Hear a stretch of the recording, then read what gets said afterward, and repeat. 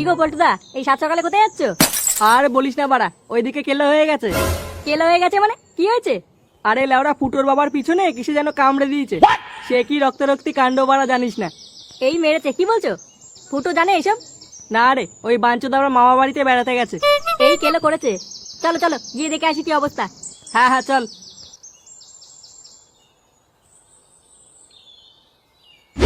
ওরে বাবা রে, ওরে হ্যাঁ গো, তুমি জমির করতে কেন হাঁটতে গেছিলে বলো তো? কি করে হলো তোমার এমন অবস্থা? ফুটোটাও বাড়িতে নেই, নাহলে ও ঠিক কিছু একটা করতো। ফুটোর কপাল চুদি বাড়া। ওরে বাবা, এদিকে আমি মরছি আমার নিজের জ্বালায়। ওরে কাকু এখন কেমন আছেন? বালের মতো।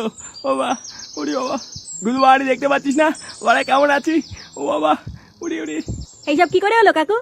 আর বলিস না বাড়া, হাঁকতে গেছিলাম বাড়া জঙ্গলে। উড়ি ওরে, হঠাৎ পেছন থেকে আমার কি যেন বাড়া পুঙা মেরে দিল। উড়ি বাবা, বাড়া পুঙা মারার লোক পেল না। এই তো ফুটো চলে এসছে। কি হয়েছে বাড়া? কি হয়েছে ওইদিকে তাকিয়ে দেখ। এ কি বাড়া, বাবার পুঙা কে মারলো?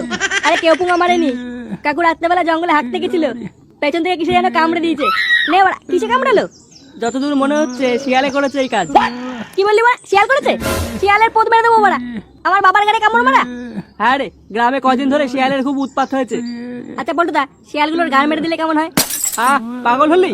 ওটা শিয়াল, কুত্তা না। সেটা পেঁচিয়ে কামড় মেরে দেবে না। কে মারবে ওদেরকে? দাঁত বার করে যখন তাড়া করবে তখন বুঝবি। আমি আমি মারবো এই খানকি ছেলেগুলোকে। ফুটো, তুই বুঝতে পারছিস না ব্যাপারটা?